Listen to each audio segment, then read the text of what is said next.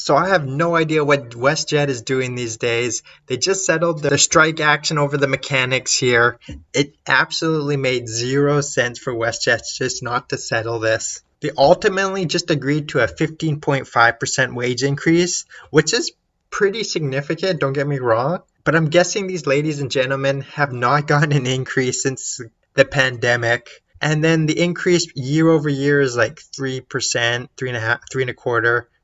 Two and a half, 2.5. These are very reasonable terms. 15.5% wage increase isn't anything that crazy in this day and age, especially when you haven't got a good wage increase over that whole pandemic thing, the inflation that's been coming up.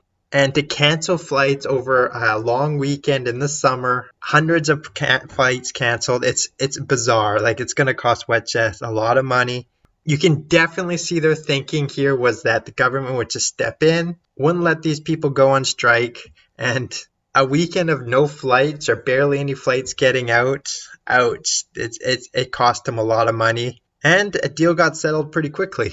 So I looked into more about this WestJet. It's actually owned by the Onyx company here. This private investment firm that's publicly traded. They bought WestJet in December 2019. Probably the absolutely worst time of year to buy WestJet. So I think they've probably taken a huge beating on this since, yeah, they've owned it right here, December 2019. Just absolutely taken a huge beating on WestJet over the last couple of years. They've probably only been profitable for the last year or two. And as a private equity firm, they're just trying to suck out any extra money they can to recoup their losses on this. Airline stocks are just the worst things to invest in. Here's Air Canada's stock. Over the last year, it's down from 24, down almost 30%. 5 years. This is going back into about 2019. Yeah, look at this. Right around the winter of 2019, it's down 57%.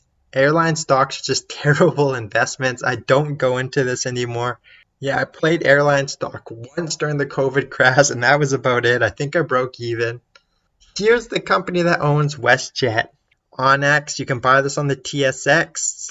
The stock has been taking a beating, but nothing too crazy. They own a lot of other equities and a lot of other smaller companies that they probably doing okay. I haven't looked into this one. Their other successful businesses are probably covering WestJet's losses.